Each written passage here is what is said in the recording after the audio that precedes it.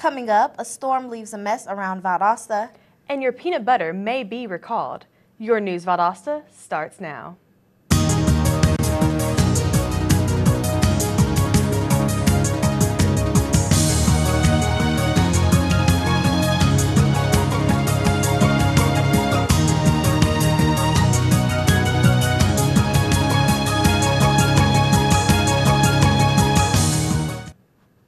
Welcome to News Valdosta. I'm Lauren DeLone. And I'm Ariel Brooks. We start tonight with an update of Valdosta's cleanup from last week's storm.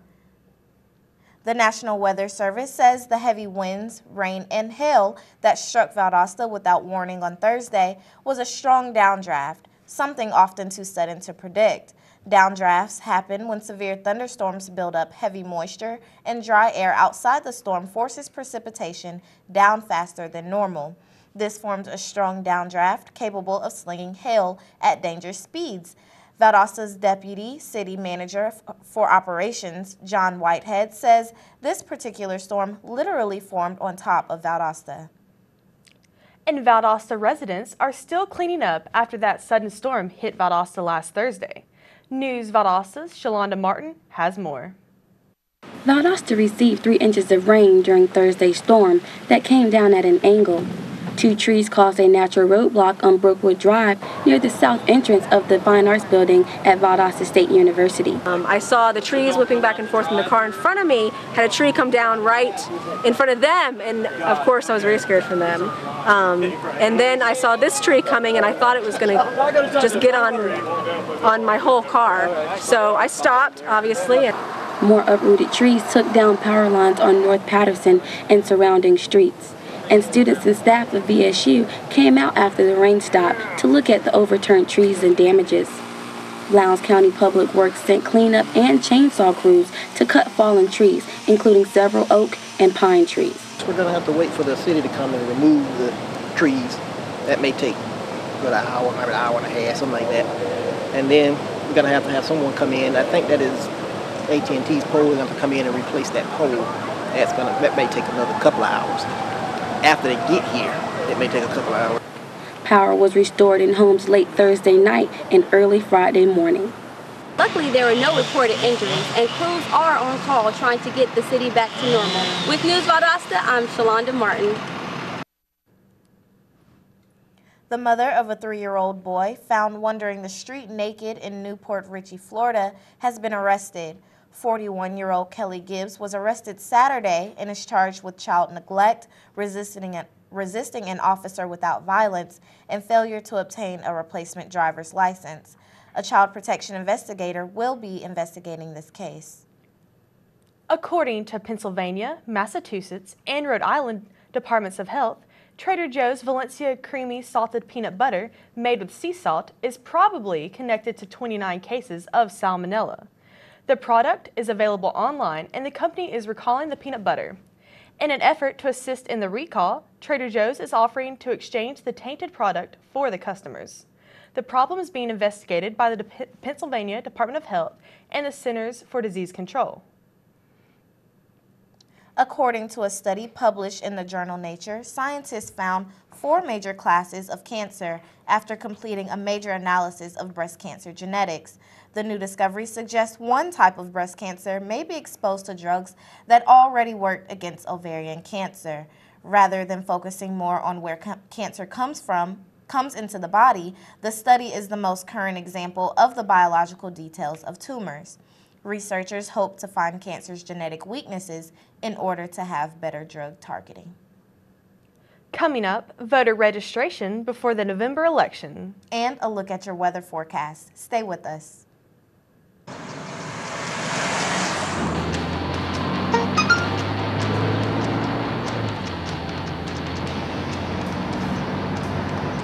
The average text takes your eyes off the road for nearly 5 seconds.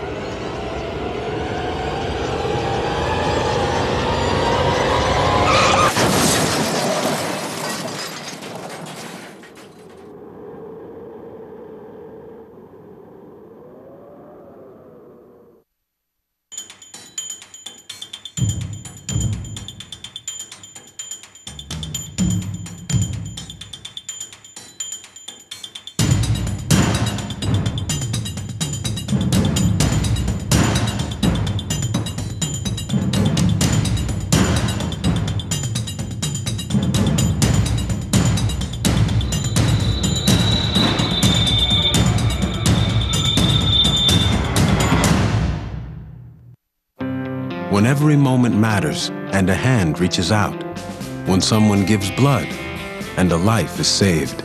That moment when heartbreak turns to hope, you're there through the American Red Cross. Every day, the Red Cross responds to nearly 200 neighborhood emergencies, and your support makes it possible. Use this moment to join us today. Visit redcross.org.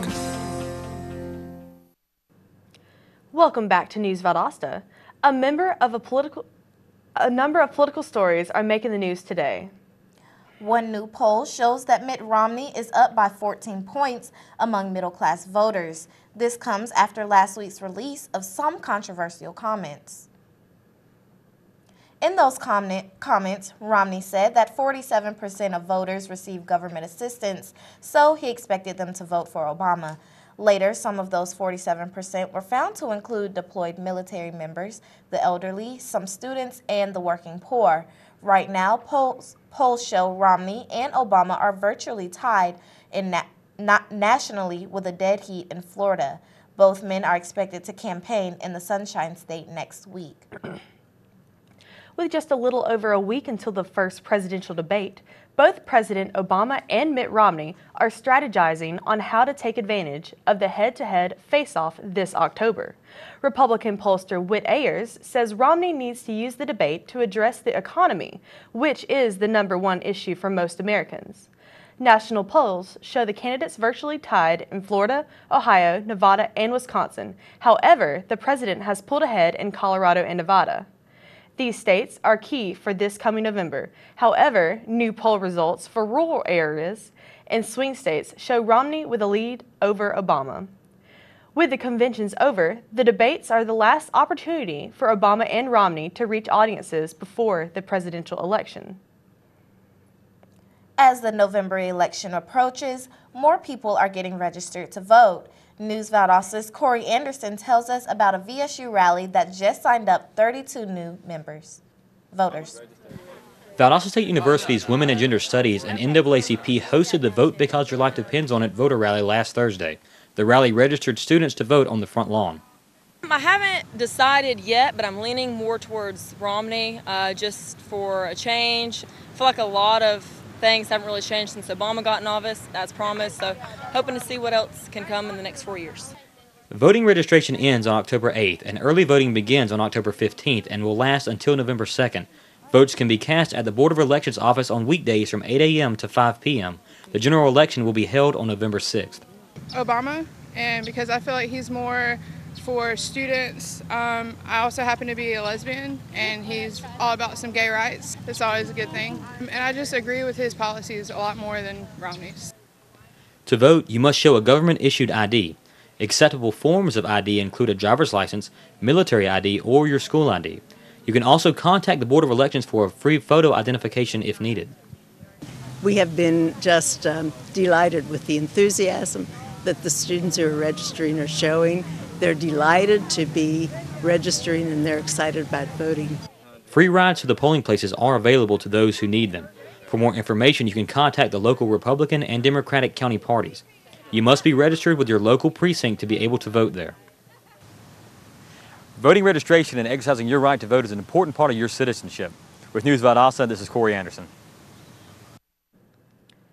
223 years ago, the first Supreme Court of the United States of America was structured.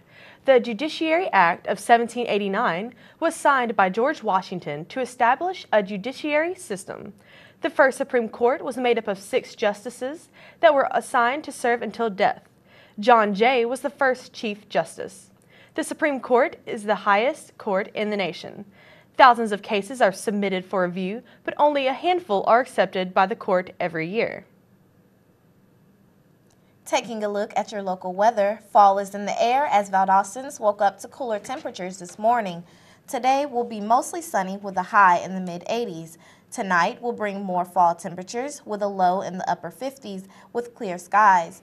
Tomorrow will be similar with a high in the mid-80s and lows tomorrow night in the low 60s.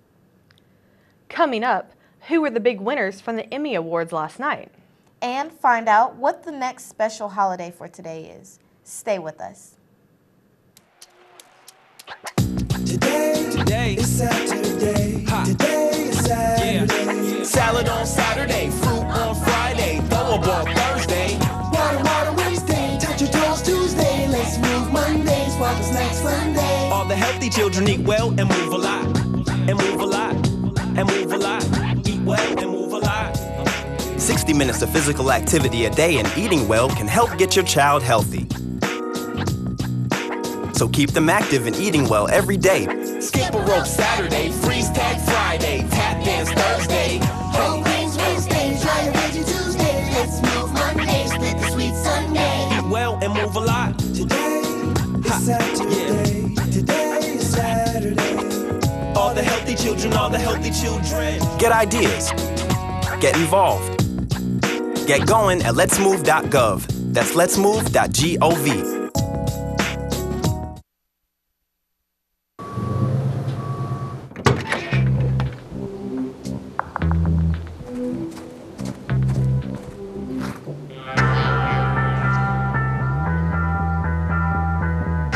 When you throw away money on wasted electricity, you're throwing away everything you could have bought with it. Saving energy saves you money. Learn more at energysavers.gov. Welcome back to News Valdosta. I'm Lauren DeLone. And I'm Ariel Brooks. Last night's Emmy Awards shut out Mad Men, whose 17 nominations were largely ignored by the Academy. Showtime's Homeland won 4 awards, including Best Actress and Best Actor in a Drama Series. ABC's Modern Family won the Best Comedy Series nod. HBO's Game Change won 3 Emmys. The political drama garnered an award for Julianne Moore, who played Sarah Palin. Valdosta State University's Wind Ensemble will perform When East Meets West tonight at 7:30 in Whitehead Auditorium. The program, directed by Eric Bradshaw, features Yogoto's A Prelude to the Shining Day, Samuel Augustus Award's America the Beautiful, and several other timeless pieces. Admission is free of charge. Hospitals are now considering new criteria for kidney transplants. In the past, new kidneys were given on a first-come, first-served basis. Now doctors believe that kidneys should be given based on the age and health of the kidney and recipient. This is because elderly people who may not live long may receive young, healthy kidneys, and young people might receive older kidneys that may not last. This system will allow for maximum benefits from each kidney transplant. A new app that barks at you if you try to text and drive has earned 11-year-old Victoria Walker $20,000. AT&T held a contest for its It Can Wait program that is dedicated to stopping the texting epidemic. Victoria's idea of making your phone bark at you if you attempt to text and drive won first place and won first prize, which is pretty impressive since she's still too young to get a driver's license. The new app will be available for users to download very soon. If you woke up in a great mood today, here's why. It's National Punctuation Day. This means today's the day when you should study up on your apostrophes, brackets, and exclamation marks. This year, National Punctuation Day is being celebrated by writing a paragraph about your favorite presidential punctuation mark. The best part is you may use any version of punctuation that you want, and there is no word limit. Thanks for watching News Valdosta. I'm Lauren DeLone. And I'm Ariel Brooks. Have a great day. We'll see you tomorrow.